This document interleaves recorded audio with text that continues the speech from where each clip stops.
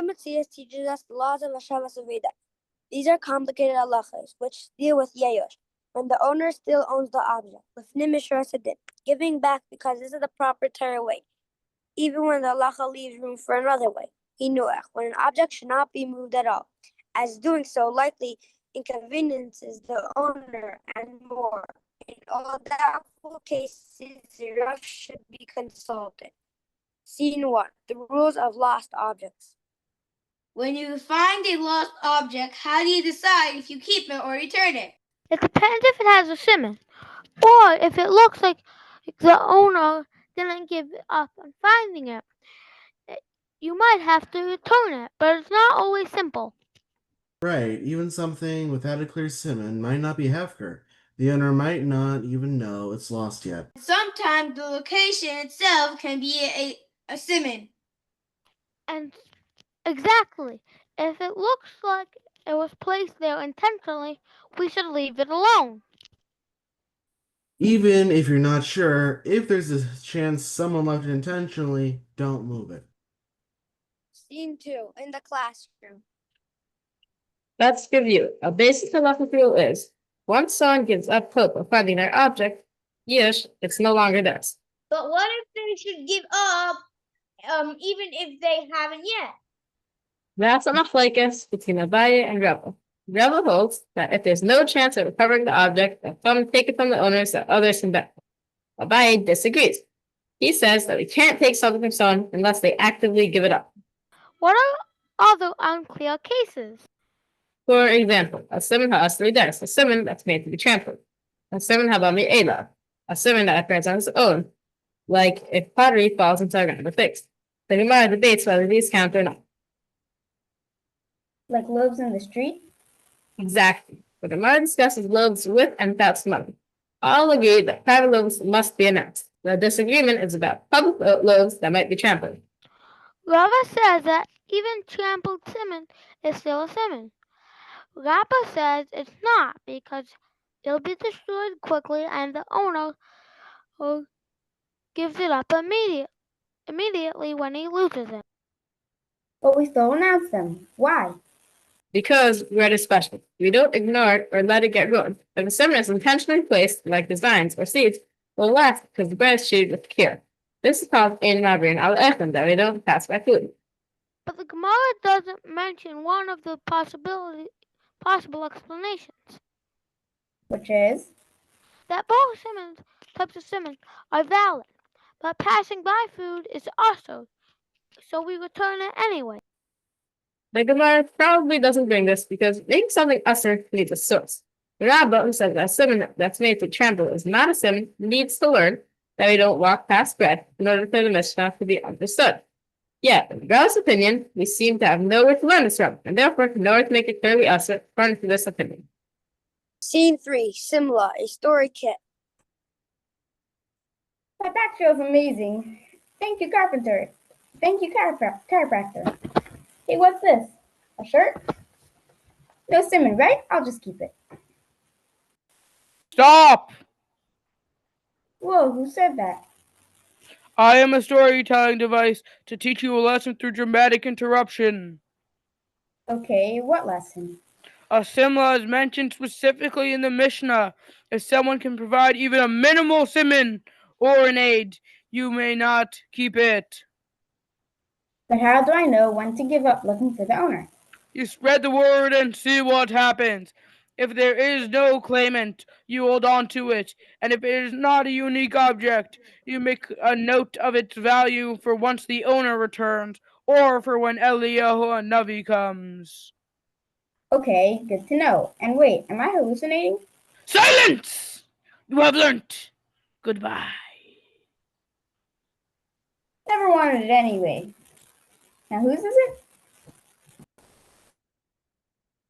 And short, the case of the missing sheep. It says here that set is kashe. How could the Gemara leave off why the word set is written in the Torah by lost objects and leave it a question? Know that the fact that it teaches the world sharings also have to be returned stands but we would learn at least the most of that idea from Cheder, which teaches us that one must return even the tail hairs used to make a paintbrush or similar object. I know, but what is your point? I was saying, why doesn't the Gemara offer another answer as it usually does? I shall explain. You again. You see him, right? I'm not crazy. It's not just me. This is real, right? I see him. All right. Who are you? What do you want? As I have stated previously, I am a storytelling device used to explain the subject and drive the overall plot forward. 1 second. So we're just characters in a story? Pretty much, yeah. So, what is your position in all of this? Like, are you a boss or do you work for a boss? It's a complicated situation on who's the boss, but my official title is the master, or Mar, if you will. But either way, do you want your question answered or not? Yes, of course. I'll let my assistant voice explain. In a kote sichais, Who's this? He's my assistant voice. He's still in training. Just listen to what he has to say. in Lakutei Sichais, the Rebbe explains that the 4 lost objects that the Torah lists teach us how a soul is lost. We know that the Torah is true on all levels. The Rebbe explains that Set is like the pasuk, Set Bezura Yisrael. Yisrael is a lost sheep, wandering among the nations. But Yisrael is a name for us when we do Hashem's will. Why would that name be used in a complaint that we are wandering among the nations? The answer is that this is the very complaint of the Navi, that we can be so high up and close with Hashem, yet instead we can also be lost to everything, good and holy, and follow paths that lead to ruin. So even though it's hard to see a physical reason to write seh, although there must be such reasons as well, kashe might mean that the reason is mostly spiritual? Exactly! Scene 5, Donkey Debate. Here I am again. Man, this world is becoming really, really weird. Like really. Would you look at what I found? The donkey with a saddle. And the voice will be here in 5, 4, 3, 2, 1. Here I am, and I shall explain all. I knew it. I just knew it. Now let me guess. You will explain the entire concept of Hamar will ask questions and you will slowly reveal who you are for all the entertainment of the viewers. Well, Well, sorry, buddy. I don't need you today. I got up on Hamar. Nothing for you to teach me. well, watch this. Hey, what just happened? I suddenly forgot everything I learned about Hamar. That's convenient. Now tell me, how do we return a Hamar?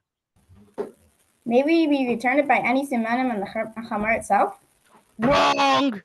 All donkeys look somewhat similar. Try again. By the saddle? Correct. Do you have any more questions? What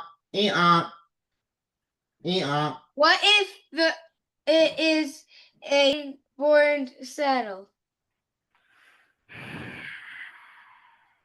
Donkey saddles aren't borrowed.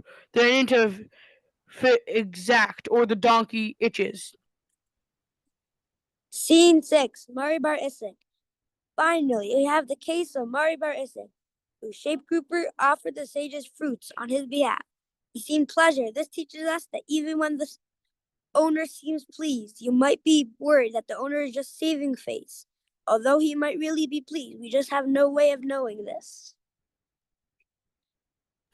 I am Murray Barsik.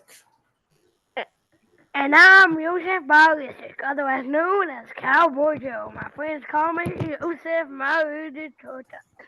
This basically means Cowboy Joe when I'm in it, sort of. Also, have you heard of this voice thing? What voice? Never heard of him. Let's check our fields.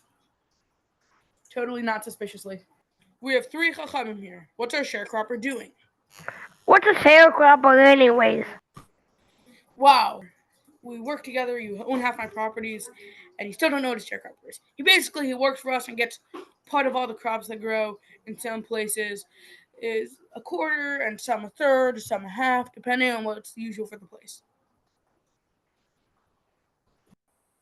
Let me bring a Maymar, Marzutra, and Ravashi. Some fruits. Here's some dates and pomegranates. I'll make sure they're nice. Hello, Chachamim. Hello, great sages. My ox hasn't injured anyone in over a year. Shema Very Lahan. good. Yes? Good job bringing Yes? them these dates and pomegranates. I wish you had brought them even nicer ones. A Maymar and Ravashi ate. Marzutra would not. Now that you've shown you're happy, maybe he will. Marzutra, why won't you eat? Especially now. When someone agrees with their shliach having given better truma, that works because it's a mitzvah.